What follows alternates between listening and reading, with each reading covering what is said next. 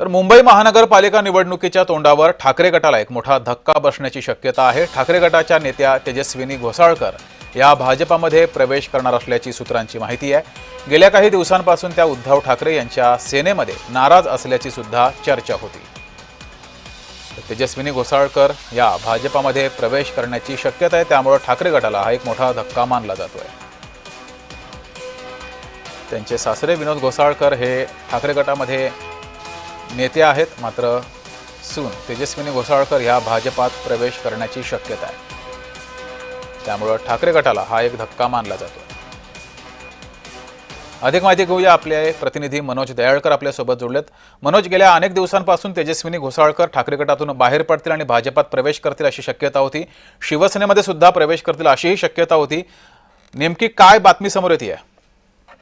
नक्कीच जगदीश, आपण बघितलं तर सूत्रांच्या माहितीनुसार आता घोसाळकर म्हणजे तेजस्विनी घोसाळकर आता भाजपमध्ये पक्षप्रवेश करणार आहेत। आपण बघितलं तर तेजस्विनी घोसाळकर हे भाजपमध्ये पहिलाच पक्षप्रवेश करणार होते, पण काही अडचणीमुळे ते या ठिकाणी पक्षप्रवेश करू नसले नाहीत। पण आता आपण बघितलं तेजस्विनी घोसाळकर उद्या भाजपमध्ये पक्षप्रवेश करणार असल्याची सूत्रांची माहिती आहे। आणि या ठिकाणी आपण बघितलं उद्धव बाळासाहेब ठाकरे गटाला मोठा झटका या ठिकाणी बसणार आहे।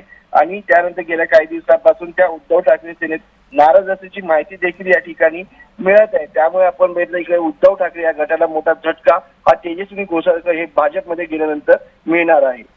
धन्यवाद मनोज दिलेल्या माहितीबद्दल।